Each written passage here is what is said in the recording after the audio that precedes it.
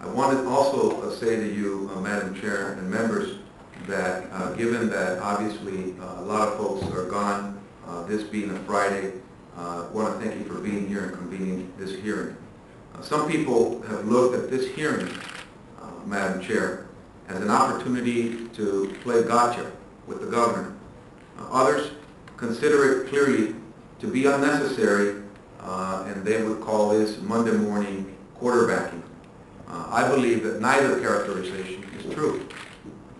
I want this to be a constructive forum, a forum that generates positive movement towards the full implementation of AB 32, a forum that generates positive movement towards the preservation and enhancement of an independent, and as you said, Madam Chair, science-based air resources board. As the author of California's gold standard global warming legislation, I do have some very, very serious concerns with aspects of the administration's approach to AB 32's implementation. I have shared these concerns with the administration previously, after the governor's executive order in October of last year, and also earlier this year, when efforts to implement AB 32 were beginning to coalesce. As you know, AB 32 includes an aggressive timeline of actions to control greenhouse gas emissions. Those actions include developing a list of early action items, creating a mandatory reporting system, defining a baseline on emissions, establishing a cap on emissions, and evaluating different market-based approaches to reduce emissions. Unfortunately, members, there appears to be some effort to short-circuit this process because of a philosophical difference over one particular area of the bill, cap and trade. We're not here today, however, to debate cap and trade. That debate ended the day the governor signed AB 32. And while AB 32 allows for cap and trade to be evaluated along with other market-based approaches, we believe, and obviously this would be somewhere down the road, we believe that that evaluation will determine how limited a role cap and trade is to play. It will be the regulations, however, promulgated by the ARB that will make or break AB 32. The unfortunate circumstances surrounding the dismissal of Dr. Sawyer and the loss of Ms. Witherspoon, who have each made outstanding contributions to the Air Resources Board and to our state as a whole, point out a very troubling situation. On the one hand, we have a board filled with gubernatorial pleasure appointments. On the other hand, of course, we have a board that requires a very strong level of self-determination and distance from the executive branch interfering on its day-to-day dealings. Some of those issues, or some of the issues, I would like to comment on today on the question of the pros and cons and logistics that might require review with respect to the nature of the board, the pleasure appointments, and moving those to fixed terms, where members could be free to act solely on science without fear of political pressure from the appointing authority.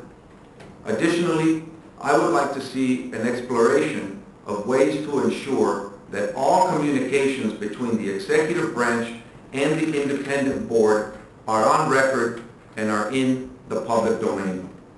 That level of sunshine, I believe, would provide significant additional protections for the board's independence, not only when this comes to the implementation of AB 32, but also for other important roles that the board plays on everything from agriculture to asthma to goods movement to green technologies. The challenge of climate change is so complex and so charged with promise that many different agencies and interests have been looking for ways to get involved and to carve out their own piece on the issue. We need, for one, to be knowledgeable and to have an appropriate agency to be the central vehicle that is driving the implementation of AB 32 and California's response to climate change.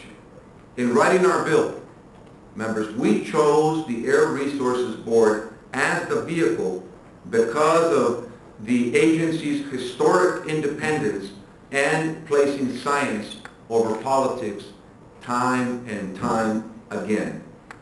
I want to thank Dr. Sawyer and I want to thank Ms. Witherspoon for joining us today.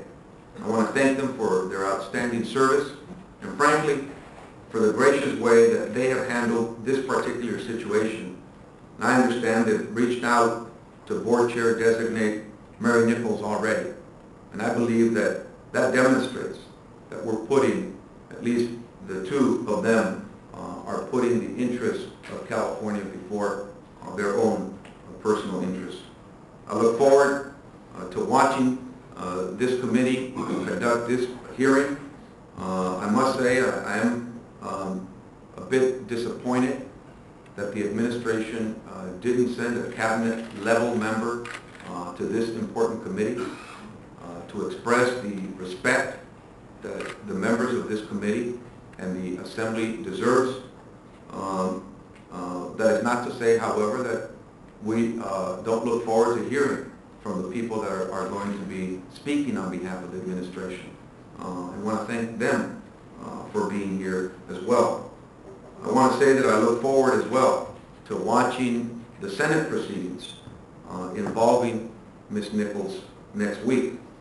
And Madam Chair and members, I want to thank you for providing this forum and the opportunity today to ensure that the type of oversight and the proper etiquette is placed on how this body, as a legislature, involves itself in making sure that AB 32 is implemented in the way that the law requires, the way it was actually written. So I want to thank you, Madam Chair. I want to thank the members of the committee, and I look forward to your hearing today. Thank you.